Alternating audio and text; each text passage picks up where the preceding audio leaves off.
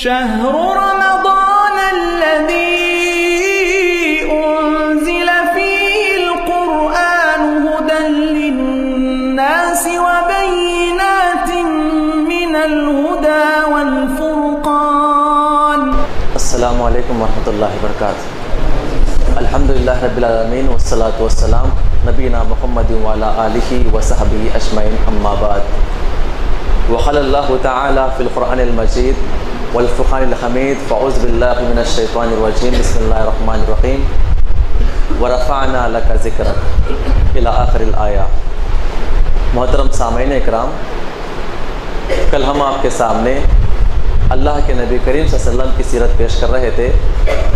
حضرت ابراہیم علیہ السلام، پھر اس کے بعد اسماعیل علیہ السلام کی پیدائش، مکہ کی ایجاد، زمزم کا کنویں کا نکلنا، پھر اس کے بعد لوگوں میں آپس کی لڑائی، زمزم کے کنویں کو بند کر دینا، اور آخری بات جو ہم نے آپ کے سامنے پیش کی تھی اللہ کے نبی کریم صلی اللہ علیہ وسلم کے دادا عبد المطلب کے تعلق سے.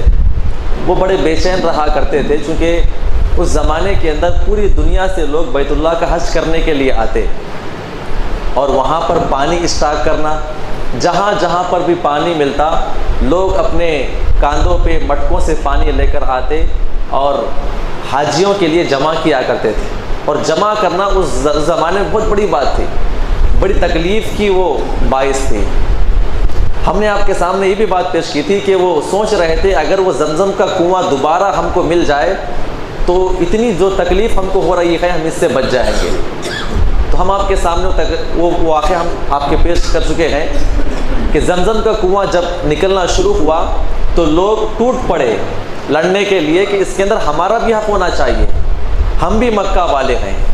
جب انہوں نے پہلی مرتبہ ان کو بلایا تو لوگوں نے انکار کیا تھا کہ زمزم کا کنواں تو بجھ کے کئی سال ہو چکا ہے، کئی سو سال ہو چکے ہیں، اب کہاں سے ملے گا. حالانکہ عبد المطلب کہہ رہے تھے کہ مجھے خواب میں دکھایا گیا ہے فلاں جگہ پہ ہمیں کھودنا ہے، کوئی آگے نہ آیا. جب زمزم کا کنویں کا پانی شروع ہوا تو لوگ ٹوٹ پڑے، جھگڑنے لگے، گالی گلوچ کرنے لگے، اور یہاں تک کہ ہاتھا پائی کی باری آ چکی. عبد المطلب وہاں پر اکیلے نہتے کھڑے اپنے بیٹے کو لے کر کھڑے ہوئے تھے اور سوچ رہے تھے کہ اگر میرے پاس بھی آج تعداد ہوتی، ایک بڑی جماعت ہوتی تو میں ان کا مقابلہ کرتا. یہ لوگ اب حصہ مانگنے کے لیے آ رہے ہیں. انہوں نے وہاں پر اس حالت کو دیکھ کر ایک نظر مانی تھی. نظر یہ تھی کہ اے اللہ، اگر آنے والے مستقبل میں اگر آپ مجھے 10 بیٹے عطا کریں گے تو میں اس میں سے ایک بیٹا اے اللہ تیری راہ میں قربان کر دوں گا، تیری راہ میں ذبح کر دوں گا. چند دن گزرنے لگے، کئی سال گزر گئے تو اللہ نے تقریباً ان کو 10 بیٹے عطا کیا. ان میں اللہ کے نبی کریم صلی اللہ علیہ وسلم کے والد محترم حضرت عبداللہ بھی تھے، اور پورے بیٹوں میں سب سے زیادہ حضرت عبد المطلب عبداللہ سے محبت کیا کرتے تھے اور واقعتاً با اخلاق تھے. سارے مکہ والے ان سے محبت کرتے، ان کے اخلاق سے متاثر تھے. ہر کوئی یہ چاہتا کہ عبداللہ ہمارے پاس آئے، بیٹھے، ہم سے بات کرے، گفتگو کرے. بڑے اخلاق والے تھے. پورے مکہ والے حضرت عبداللہ کو بڑی محبت کیا کرتے تھے. ایک دن اچانک بیٹھے ہوئے تھے، ان کے ذہن میں وہ بات یاد آ گئی کہ 10 بیٹے اگر مجھے پیدا ہو جائیں گے تو میں ان میں سے ایک بیٹے کو اللہ کی راہ میں قربانی کروں گا. اپنے 10 بیٹوں کو بلائے اور بات کیے کہ میں نے ایک زمانے میں نظر مانی تھی اگر مجھے 10 اولاد ہوگی تو میں ان میں سے ایک بچے کو اللہ کی راہ میں ذبح کروں گا. آپ لوگوں کی کیا رائے ہے؟ بیٹوں سے مشورہ کیا. بیٹے بڑے فرما بردار. سارے بیٹوں نے کہا کہ ابا جان آپ نے نظر مانی ہے، اللہ نے پیدا ہم کو کیا ہے، جب آپ نے نظر مانی ہے تو ہم پیچھے نہیں ہٹیں گے. 10 کے 10 آپ کے سامنے حاضر ہے، اور آپ کا جس کے اوپر دل آ جائے آپ اسے ذبح کر دیں، الحمدللہ ہم راضی ہیں. باپ تو باپ ہوتا ہے، ہر ایک سے بڑی محبت ہوتی ہے. یہ فیصلہ کرنا بڑا مشکل تھا کہ کس بچے کو اللہ کی راہ میں ذبح کروں. 10 تیرے لیے اپنے ہاتھ میں، ہر ایک کے نام لکھ دیے، حمزہ، ابو طالب، عبداللہ، ایسے کر کے 10 تیروں کے اوپر 10 نام لکھ دیے. اور اس کے بعد قرآن اندازی کی گئی. 10 تیروں کو ایک گالے میں اٹکا کر اسے پھرایا گیا، اور ان کا ماننا یہ تھا کہ جس بیٹے کی تیر نام والی تیر میرے سامنے آئے گی میں اسے ذبح کروں گا، ورنہ پھر ایسا نہ ہو کہ میں نے فلاں بیٹے کو طلب کیا تو اس سے ناانصافی نہ ہو جائے۔ تو لہٰذا قرآن دازی کرتا ہوں، جس کا نام نکلے گا، جو تیر میرے پاس آئے گی، جس کا نام لکھا ہوا ہوگا میں اسے ذبح کروں گا۔ تو لہٰذا 10 تیریں پکڑے اور اسے گالے میں رکھ کے پھرایا، تو کہتے ہیں حضرت عبداللہ کا تیر ان کے سامنے آ گیا، اور بڑی محبت کرنے والے، پورے بیٹوں میں بڑے با اخلاق، بڑے خوبصورت، پورے مکہ والے زیادہ محبت کرنے والے، اپنے بچے کو ہاتھ میں پکڑا، چھری نکالی اور مکہ کی طرف میدان میں نکل پڑے۔ کہا کہ اسے ذبح کرنا ہے، اس کا نام آ چکا ہے، کیونکہ میں نے نظر مانی تھی کہ اللہ کے راہ میں اسے ذبح کر دوں گا۔ سارے بچے روتے ہوئے آ رہے ہیں کہ ابا جان اسے آپ مت کاٹیے، اللہ کی راہ میں آپ مت ذبح کیجئے، وہ بڑا محبوب بھائی ہے ہمارا، بڑی محبت ہم اس سے کرتے ہیں، اگر اللہ کی راہ میں قربان کرنا ہی ہے تو ہم حاضر ہیں، آپ ہمیں کاٹ دیں اللہ کی راہ میں، لیکن عبداللہ کو آپ اللہ کی راہ میں ذبح مت کریں۔ دیکھیے اللہ نے ایسی محبت ڈال دیا بھائیوں کے اندر، کیوں؟ اللہ کے نبی ان سے پیدا ہونا ہے، سارے بھائی اور بہنیں آگے آ گئے، کہا کہ ہمیں ذبح کرے، ہم زندہ ہیں، اللہ کی راہ میں ایک بیٹا قربان کرنا ہے، 9 یہاں پر ہے، آپ عبداللہ کو چھوڑ دیں۔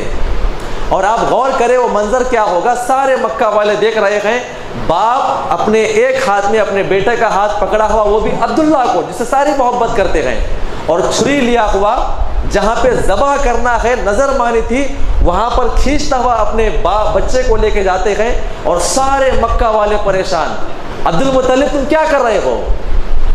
عبداللہ کو ذبح کر رہے ہو؟ اور بچے روتے ہوئے کہہ رہے ہیں کہ بابا جان آپ ایسا نہ کریں، ہم یہاں پر حاضر ہیں۔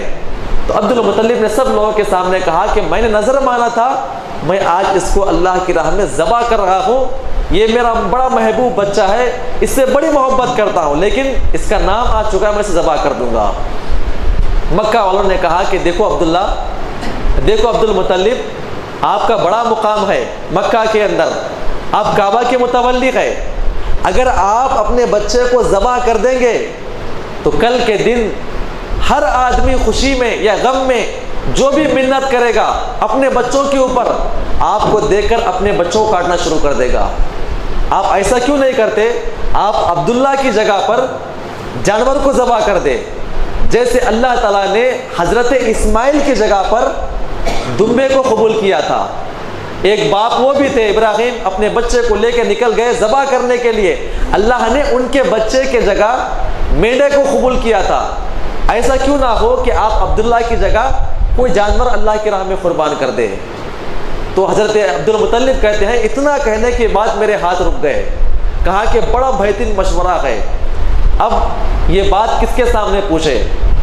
یثرب کے اندر، جو کہ مدینہ کا علاقہ، مدینہ اس زمانے میں یثرب اس کا نام تھا، تو وہاں پر ایک عورت تھی، کاہنہ عورت، جادوگری کرنے والی، تاروں کو دیکھ کر بتانے والی، بارش کب آنے والا ہے، کب کون سا حادثہ ہونے والا ہے، یہ عرافہ عورت تھی جو اوقات کو جاننے والی تھی۔ عبد المطلب نے چند لوگوں کو بھیجا کہ یثرب جاؤ اور اس عورت سے ملاقات کرو اور میرا معاملہ اس کے سامنے پیش کرو، جو وہ کہے گی انشاءاللہ اس کے اوپر عمل کیا جائے گا۔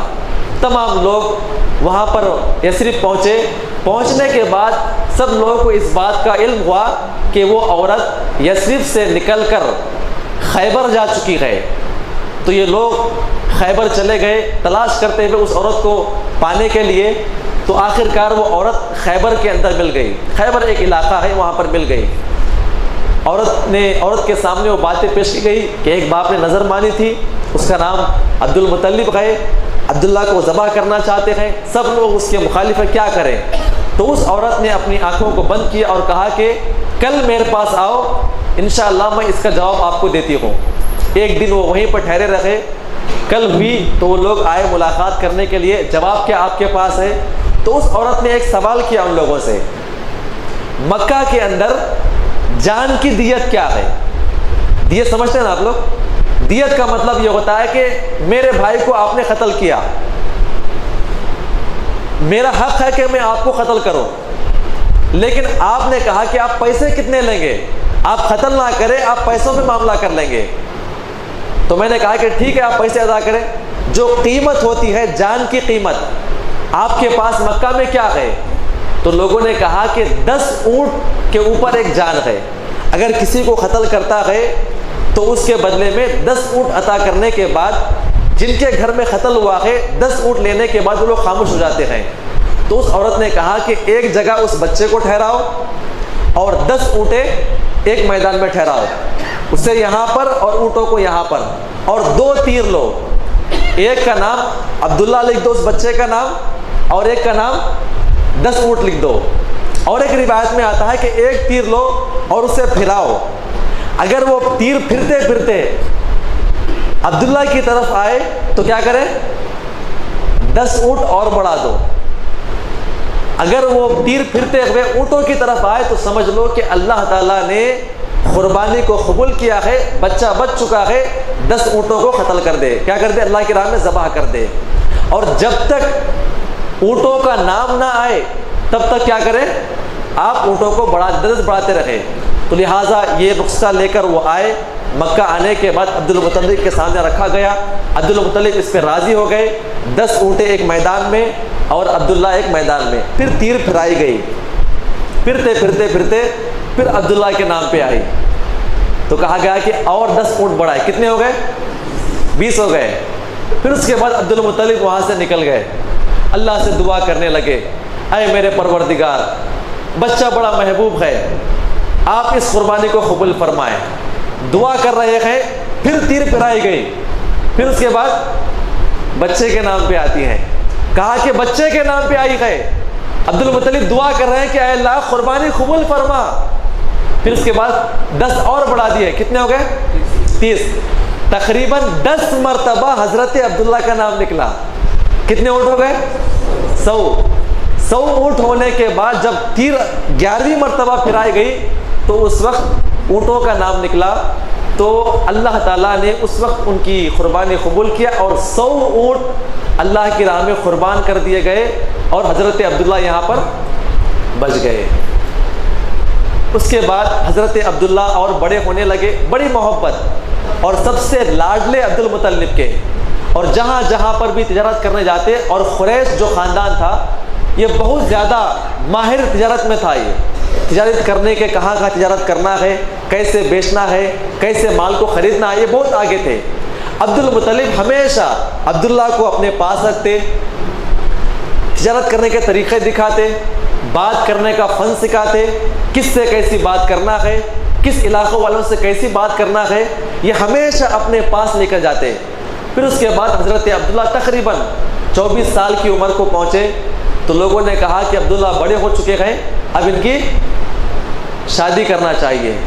تو لہٰذا وہاں پر مکہ کے اندر حضرت آمینہ بڑی خوبصورت خاتون تھی. بنو زہرہ ایک قبیلہ تھا, اس قبیلے کی بڑی خاتون تھی اور بڑی پاک معزز اور خوبصورت. مورخین نقل کرتے ہیں کہ مکہ کے اندر حضرت آمینہ کے جیسی کوئی عورت نہیں تھی. خوبصورتی میں اور اخلاق میں, کردار میں حضرت عبد المطلب کو اس بات کا علم ہوا کہ وہب بن مناف کی بیٹی آمینہ بڑی خوبصورت ہے, جا کر رشتہ مانگ لیتے ہیں. چونکہ اس واقعے کے بعد عبداللہ پورے مکہ میں مشہور ہو گئے کہ جس کو اللہ تعالیٰ نے 100 اونٹوں کے بعد قبول کیا ہے. تو لہٰذا عبد المطلب ان کے گھر گئے, ان کے والد محترم سے ہاتھ مانگا کہ ہمارے عبداللہ سے آپ کی بچی کا رشتہ کریں گے. تو باپ نے ایک ہی جھٹکے میں جواب دے دیا, الحمدللہ ہمیں رشتہ منظور ہے. عبداللہ جیسا لڑکا اگر میرا داماد بنے تو کتنی بڑی نصیب کی بات ہے. تو لہٰذا سب کے سامنے شادی کر دی گئی اور سارے مکہ والے شادی میں حاضر ہوئے اور بڑی خوب ان کو بدایا دینے لگی کہ کتنا بہترین رشتہ ہے, کتنا پاک باز رشتہ ہے. لوگ خوب تعریف کرنے لگے. چند دن گزرنے کے بعد حضرت عبداللہ اپنی اہلیہ کو لے کر الگ گھر بنائے, الگ زندگی گزارنا شروع کیے. چونکہ اس زمانے کے اندر جو بھی شادی ہوتی لوگ الگ زندگی گزارتے. اور ایک روایت میں آتا ہے شادی ہونے کے بعد ولیمہ ہوا. ولیمہ ہونے کے بعد عرب کا رواج تھا, جو شاید ہمارے پاس بھی آج رواج موجود ہے. عرب کا رواج یہ تھا کہ شادی اور ولیمہ ہو جانے کے بعد دلہن کے گھر دلہا جاتا ہے اور 3 دن وہاں پہ رہتا ہے. لوگ خوب مہمان نوازی اس کی کرتے ہیں، پھر چوتھے دن اپنی اہلیہ کو لے کر واپس وہ آتا۔ یہ عرب کا ماحول تھا، اور شاید آج بھی کئی جگہ پر یہ لوگ ہیں کہ ولیمہ ہونے کے بعد لوگ وہاں چلے جاتے ہیں اپنے سسرال کو اور جا کے کئی دن وہاں پر بیٹھ کے کھاتے ہیں۔ یہ عرب کا ماحول تھا۔ تو چوتھے دن واپس آئے، گھر اپنا الگ بنا لیا، ان کے حصے میں 5 اونٹ آئے تھے اور بکریوں کا ریوڑ تھا، اور خوب اچھی زندگی چل رہی تھی، ہنسی خوشی۔ اور عبد المطلب بوڑھے ہو رہے تھے، اور جب بھی وقت ملتا اپنے بہو بیٹے سے ملاقات کرنے کے لیے آتے، باتیں شیئر کرتے، غم کی بات ہوتی تو ان کا ساتھ دیتے، سب کچھ کیا کرتے تھے۔ ایک وقت کا واقعہ ہے جو کہ عجیب و غریب، آپ غور کریں، یہ آخری وقت تھا جو ان کے اپنے والد صاحب سے ملاقات کرنے کی آخری بات تھی۔ دوستوں نے کہا کہ ملک شام کے اندر میلہ لگا ہوا ہے، کیوں نہ ہم تمام کے تمام اپنا سامان لے کر ملک شام کی طرف نکلتے گئے۔ حضرت عبداللہ اپنے والد سے ملاقات کرنے کے لیے آئے اور کہا کہ ابا جان، ہمارے پورے دوست و احباب تجارت کرنے کے لیے ملک شام جا رہے ہیں، آپ ہمیں اجازت دے دیں تاکہ ہم جا کر وہاں پر خوب پیسہ کما کر آئیں۔ عبد المطلب کہتے ہیں کہ ہمارے دل کے اندر دھچکا ہوا، پہلی مرتبہ عبداللہ اکیلا جا رہا ہے، ساتھ کبھی حضرت ابو طالب ہوتے، کبھی حضرت عباس ہوتے، کبھی کوئی بھائی ہوتے، کبھی خود عبد المطلب ہوتے ساتھ، لیکن عبداللہ اکیلا اپنے دوستوں کے ساتھ کمانے کے لیے ملک شام جا رہا ہے۔ حضرت عبد المطلب کہتے ہیں کہ ہمیں بڑا تکلیف ہو رہی تھی، نہ جانے چونکہ بیوی موجود تھی اور کمائی کا ذریعہ وہی تھا، تو اپنے بچے کو بہت ہی دعائیں دیتے ہوئے انہوں نے الوداع کیا، اپنا سامان باندھ لیا، اونٹنی پہ سوار ہو گئے اور سارے ساتھیوں کے ساتھ وہ ملک شام نکل گئے۔ ملک شام کئی مہینے رہنے کے بعد مورخین نقل کرتے ہیں باپ یہاں پہ چلے گئے، اللہ کے نبی کریم صلی اللہ علیہ وسلم ماں کے پیٹ میں حمل کی شکل میں موجود تھے۔ حضرت آمنہ امید سے تھی، اپنے شوہر کو الوداع کرنے کے بعد چند مہینے گزرے تھے، قافلے واپس آنے کی باری تھی، قافلے واپس آ رہے تھے۔ عبد المطلب سوچ رہے تھے کہ اتنے مہینے ہو چکے ہیں اور اپنی بیوی کو چھوڑ کے گیا ہے، نئی دلہن ہے، اپنے بیٹے کا استقبال کرنے کے لیے جہاں جہاں سے قافلے آتے ہیں معلوم کر رہے تھے کہ عبداللہ کہاں پر ہے، لیکن عبداللہ کسی قافلے میں نہیں تھے۔ اپنے چند دوستوں کے ساتھ جب اپنا پورا سامان اور پیسے باندھ کر واپس آ رہے تھے، واپسی میں مدینہ تھا وہاں پر جہاں پر ان کا ددیال تھا۔ جب واپس آ رہے تھے تو حضرت عبداللہ کی طبیعت سخت خراب ہو گئی، اپنے ددیال میں آئے، بنو نجار میں وہاں پر رکے، ان کے دوست و احباب بھی وہاں پر رک گئے۔ 3-4 دن انہوں نے ویٹ کیا تاکہ عبداللہ کی طبیعت ٹھیک ہو جائے، لیکن طبیعت ٹھیک نہیں ہو رہی تھی۔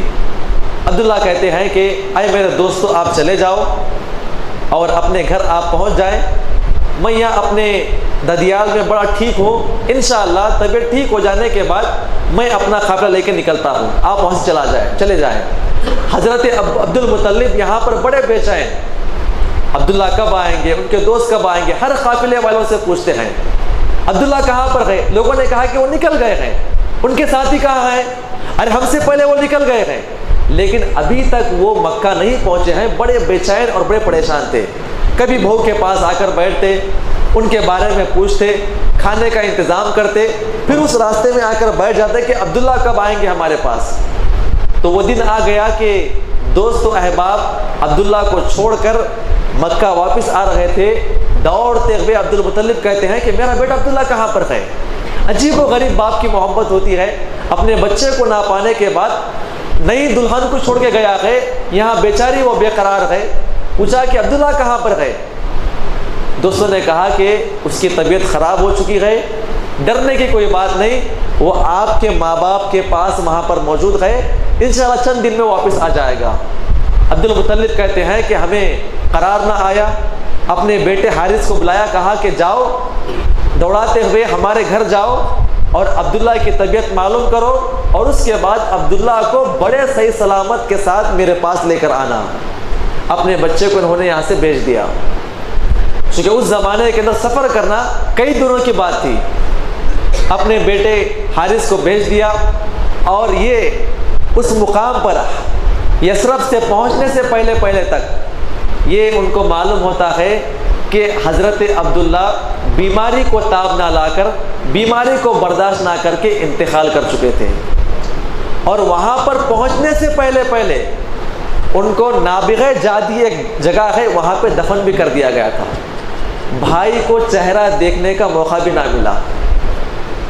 بھائی کے اندر حسرت یہ تھی کہ جاؤں گا، بھائی سے ملاقات کروں گا، طبیعت وغیرہ پوچھوں گا، اس کے بعد اسے لے کر اپنے مقام پہ آ جاؤں گا، کیونکہ ابا جان وہاں پر بہت بڑا یاد کر رہے ہیں۔ لیکن معلوم ہوا کہ عبداللہ کا انتقال ہو گیا ہے اور اسے دفن بھی کر دیا گیا ہے۔ وہیں سے روتے ہوئے ان کے بھائی حارث گو دوڑاتے ہوئے آئے۔ عبد المطلب بوڑھے ہو چکے تھے، راہ کو دیکھ رہے تھے کہ حارث کب آئے گا، عبداللہ کب آئے گا میرے پاس ملاقات کرنے کے لیے۔ نوی دلہن یہاں پر بیٹھی ہوئی بیچاری بڑی بے قرار ہے اور سوچ رہے تھے آؤں گا تو بڑا غصہ کروں گا اسے، یہ کیسا آدمی ہے، شادی ہوئی چھوڑ کے چلا گیا، اتنے دن ہو گئے، یہ کوئی طریقہ ہے؟ وہ سوچ رہے تھے کہ کچھ بولوں گا اسے آنے کے لیے۔ تو عبد المطلب کہتے ہیں کہ ہم نے دیکھا کہ حارث گھوڑے پہ آ رہا ہے، اپنے آنکھوں میں آنسو، نگاہ نیچے رکھی ہوئی، بالکل میرے قریب آ گیا۔ عبد المطلب آگے بڑھ کے پوچھتے گئے حارث کیا ہوا، عبداللہ کہاں پر ہے، کہ پیچھے آ رہا ہے، طبیعت کیسی ہے اسے بتائے۔ ہزاروں سوال کر لیا، کیسا ہے، کہاں پر ہے، کہ پیچھے آ رہا ہے، طبیعت اس کی کیسی ہے۔ باپ کی بڑی عجیب محبت تھی۔ اس نے روتے ہوئے کہا کہ ابا جان ہم اتنے بد نصیب ہیں کہ جانے سے پہلے اس کا انتقال ہوا، جب ہم وہاں پر پہنچے تو اسے مٹی کے نیچے دفن کر دیا گیا تھا۔ باپ نے بڑے ہی تکلیف کرتے ہوئے اسی زمین پہ نیچے گر پڑے۔ پورے بچے دوڑتے ہوئے آئے، بھائی کا انتقال ہو گیا، عبداللہ کا انتقال، پورے مکہ والے، نیا دلہا تھا ابھی چلا گیا، کیا ہوا اسے، ایسا کیا ہوا، سارے لوگ پریشان اور سارے لوگ رونے لگے۔ آپ غور کریں میرے بھائیوں، اس کے بعد ایک بڑا عظیم واقعہ پیش آیا۔ مورخین نقل کرتے ہیں کہ پوری دنیا کے اندر اتنا بڑا واقعہ پیش نہیں آیا۔ انشاءاللہ کل آپ کے سامنے پیش کروں گا۔ اللہ سے دعا کریں اللہ ہم تمام کو نیک عمل کرنے کی توفیق عطا فرمائے۔ جو بھی ہم سے خطائیں ہو رہی ہے اللہ سے معافی مانگے، اللہ ہماری تمام خطاؤں کو معاف فرمائے۔ جو بھی ہم میں مر چکے ہیں اللہ ان تمام کی مغفرت فرمائے، آمین۔ السلام علیکم ورحمۃ اللہ وبرکاتہ۔